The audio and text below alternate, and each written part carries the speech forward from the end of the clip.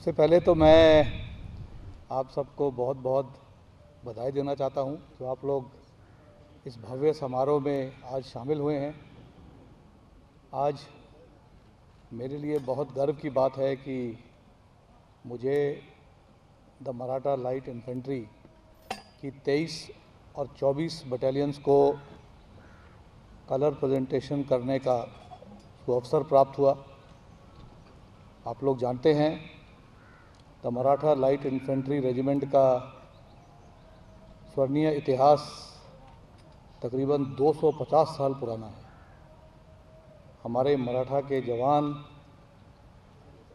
छत्रपति शिवाजी महाराज के मार्गदर्शन पर चलते हुए भारतीय सेना के लिए लगातार काम करते आए हैं। हर कार्रवाई में बहुत ही सक्षम रहे हैं और भारतीय सेना और हमारे भारत देश का नाम इस रेजिमेंट ने बहुत ऊंचा किया है। इसी दौरान इनके कई सैनिक ऐसे भी हैं जिनको वीर गति प्राप्त हुई है। कई सैनिक ऐसे भी हैं जिनको बहुत ही उच्च कोटि के अवार्ड प्राप्त हुए हैं।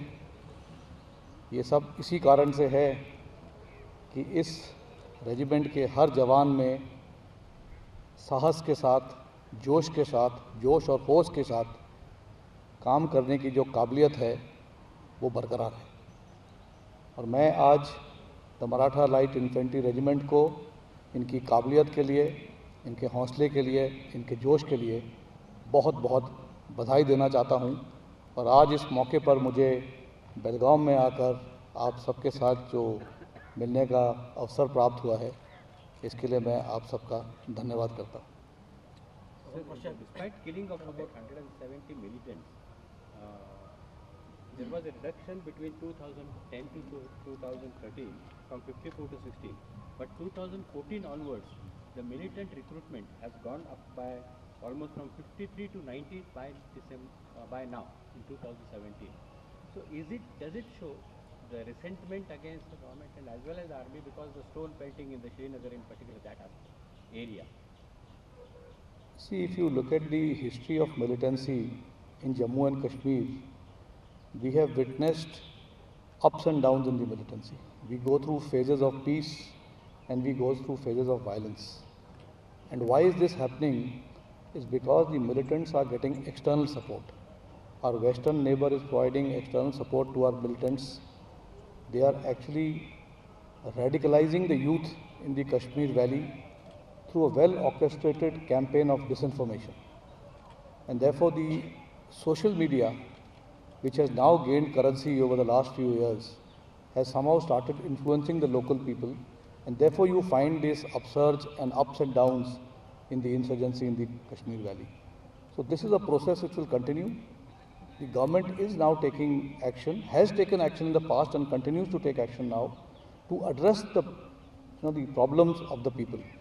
But whatever the people desire, they will have to accept within the Constitution of India. I mean, we all know Jammu and Kashmir is a part of India, continues to remain a part of India, and will ever in the future remain a part of India. I mean, this is one message which must go down clear to everybody, to everyone in Jammu and Kashmir. There are reports that there has been a rise in violation of human rights in Jammu and Kashmir,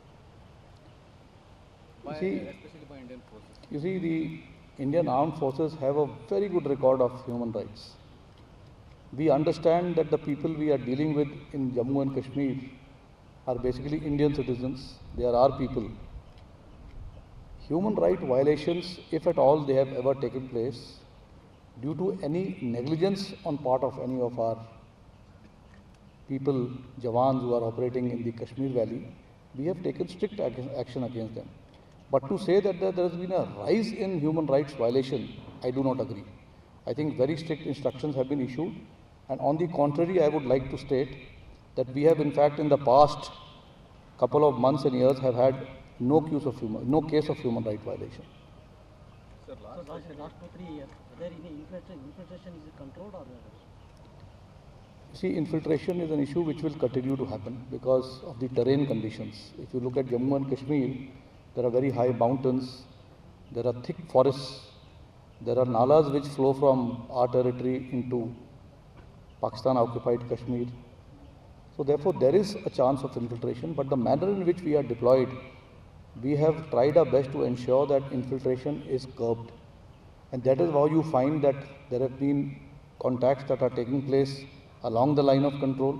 There are contacts that are taking place along the anti-infiltration obstacle system, which we call the LC feds, and all effort is being made to control the information. Yet I would dare say that some infiltrators do attempt to get through, because when there is a contact and a firefight starts with our people, then the engagement takes place in a particular manner, and in that confusion that sometimes happens, an attempt is always made by the militants who are supported by the Pakistani posts deployed on the other side by trying to engage our people, and this is how sometimes some of the infiltrators do manage to get through.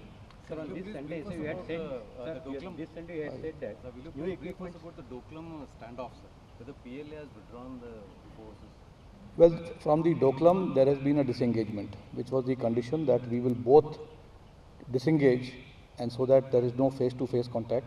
So that disengagement has taken place.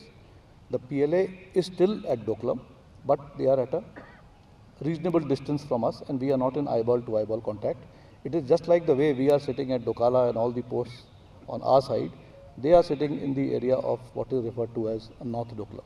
so as far as the upper Kadishan is concerned, where India stands, Say again? No, no, see, the upper Kadishan is concerned. Modernization of the modernization army. of, sir, in adding to that, on the recent Sunday you had said new equipments are being inducted into the Indian Army for the surveillance of the total border area, either Pakistan or the So in that respect, whether do you expect that more budgetary sanction is required, allocations are required? See, the government has given us funds which we refer to as Army Commander Special Financial Powers, in which the Army Commander is authorized to purchase some equipment based on the operational requirement. So with these powers which are available with the Army Commanders, we are buying equipment that we need, and as of now we feel our priority is to strengthen the counter-infiltration posture and do, by just preventing infiltration or trying to deny infiltration to terrorists by just putting manpower on the borders is not the best option. So the action that we have been taking is that we have to get some technology, and technology coupled with human resources, we will be in a better position to curb the menace of infiltration.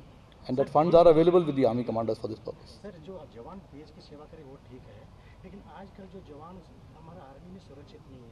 कई लोगों का जो आत्महत्या का भी खबरें आ रही है सोशल मीडिया में, और कुछ खाने को जो पिछले भी आए थे। क्यों सर आपके कार्यकाल में इनके लिए क्या कुछ किया? देखिए, ऐसा है कि हमारा जो जवान है वो आम जनता से उभर के आता है। आजकल तकलीफ़ किसको नहीं है, टेंशन किसको नहीं है, तो हमारे जवान को भी टेंशन है। लेकिन हमारी कोशिश ये रहती है कि हमारे फ़ौज में जो भी जवान है जो हमारे साथ कार्रवाई करता है, वो जब तक हमारे साथ है उसको कम से कम तकलीफ़ हो, उसको पारिवारिक तकलीफ होती है। वो बॉर्डर पे तैनात है, उसका परिवार उसके घर में रह रहा है, घर में तकलीफ़ होती है, बच्चे को स्कूल जाना है, या बच्चे से कोई झगड़ा हो गया, या आपस में कोई गांव में कोई झगड़ा हो जाता है, तो उससे जवान के ऊपर भी उसकी मानसिकता के ऊपर असर पड़ता है। तो कभी कभी ऐसा होता है, इस कारण से कुछ जवान ऐसे होते हैं जो इसको सहन नहीं कर पाते और सुसाइड कर बैठते हैं। लेकिन हमारी कार्रवाई यही रहती है कि जहाँ तक हो सके हमने जवानों को बोला है, अगर किसी को घर पे कोई तकलीफ़ है तो हम लोग एक बड़ी सिस्टम करते हैं। हर जवान के साथ एक साथी होता है। हम कोशिश ये रहती है हमारी कि अपने उसका जो साथी है अपनी तकलीफ़ उसके साथ शेयर करें, क्योंकि आपकी अगर कोई तकलीफ़ आपके पास है और उसको आप अंदर ही अंदर सहते रहेंगे तो आपको तकलीफ़ जो है, आपको उसका मसला हल नहीं होगा। हम यही चाहते हैं कि जिसकी भी जवान की जो तकलीफ़ है, हम लोग फ़ौज में एक फैमिली की तरह रहते हैं।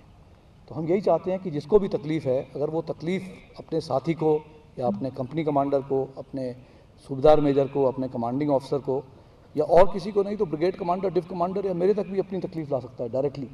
और हम यही कोशिश करते हैं कि इस कारण से जो हमारे जवानों की मृत्यु होती है सुसाइड के जरिए, इसको कम से कम करी जाए। So may I ask you last question?